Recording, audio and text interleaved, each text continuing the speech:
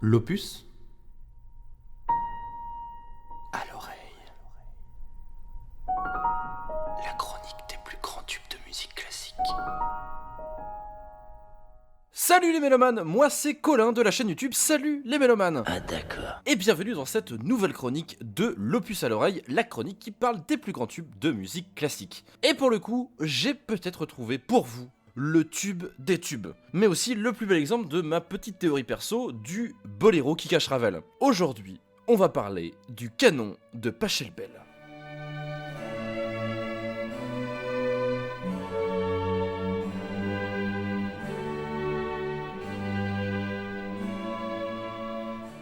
Alors bien sûr que tout le monde connaît cette œuvre, sonnerie de téléphone, cérémonie de mariage, film, série, sample, jusqu'à des reprises cultes sur YouTube ces dernières années, le canon n'a jamais été autant à la mode. Et vous savez pourtant de quand il date ?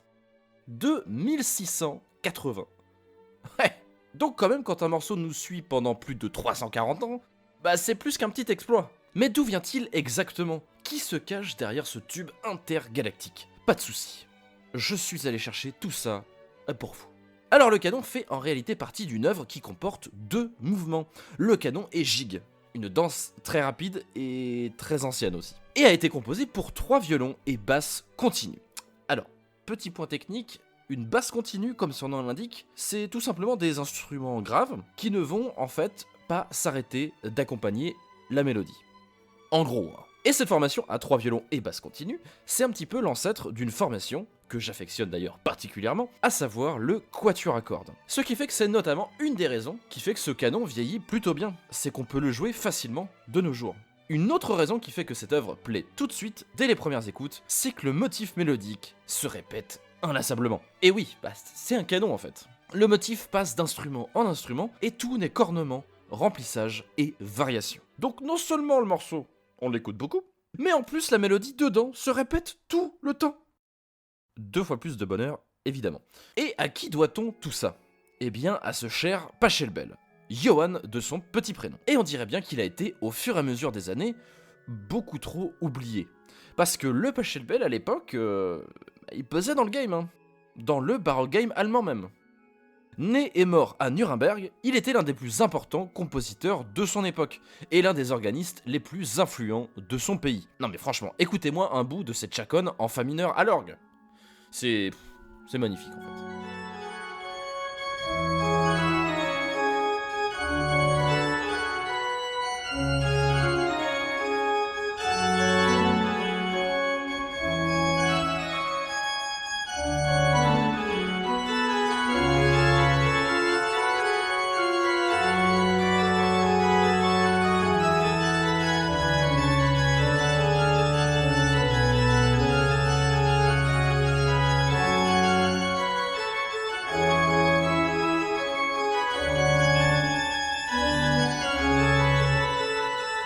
Et qui dit orgue et Allemagne de cette époque-là, dit forcément Bach. Alors oui, mais pas celui auquel on peut penser en premier. En réalité, Pachelbel et Jean-Sébastien Bach n'avaient pas tout à fait le même âge. Une trentaine d'années les séparaient, mais Pachelbel a bien connu un membre de la famille prestigieuse et mélomane des Bach. Il a même, peut-être dit-on, accompagné le mariage du frère aîné, Johann Christoph Bach numéro 3, avec son fameux canon. Comme quoi ça vient de lui, hein, le fait qu'on l'ait à un mariage sur 2 cette musique. Après, faut pas s'étonner, quoi. Mais le jeu et le style de composition à l'orgue vont beaucoup influencer celui qu'on connaît tous, évidemment aujourd'hui de la famille Bach, le petit Jean Seb. Et pas qu'à l'orgue.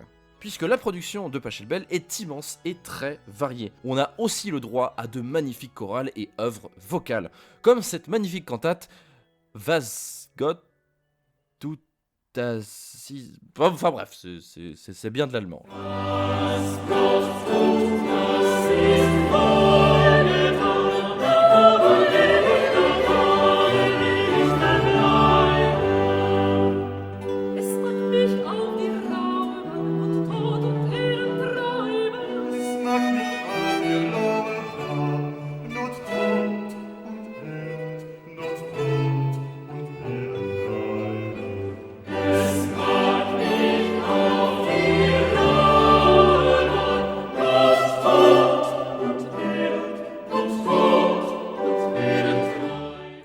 revenir à ce fameux canon, ça n'a pas toujours été un immense succès, chantonné partout. Comme énormément d'œuvres baroques, la fin du XVIIIe siècle les a totalement éclipsés et oubliés, excepté quelques rares mélomanes éclairés. Et d'ailleurs, je suis quasiment sûr que personne ne connaissait le nom de Pachelbel par la suite.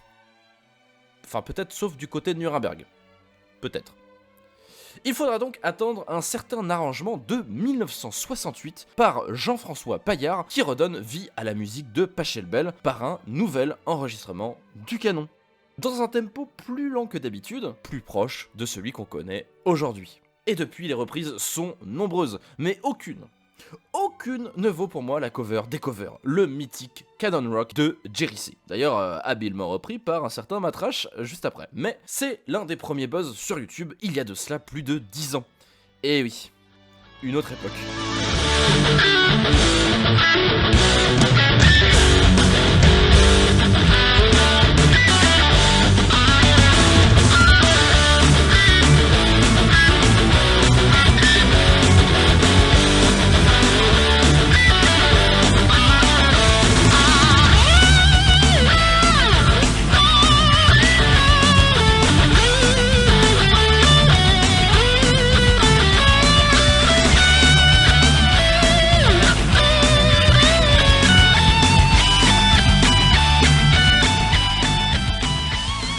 Voilà, j'espère que vous en savez un petit peu plus sur cette musique hyper connue. C'était tout pour moi pour cette nouvelle chronique de l'Opus à l'oreille. Si vous voulez en découvrir un petit peu plus sur la musique classique, je vous donne bien sûr rendez-vous sur ma chaîne YouTube. Salut les mélomanes. Quant à moi, je vous retrouve bientôt sur les antennes de Radio Son Junior. Portez-vous bien, c'était Mélo, ciao.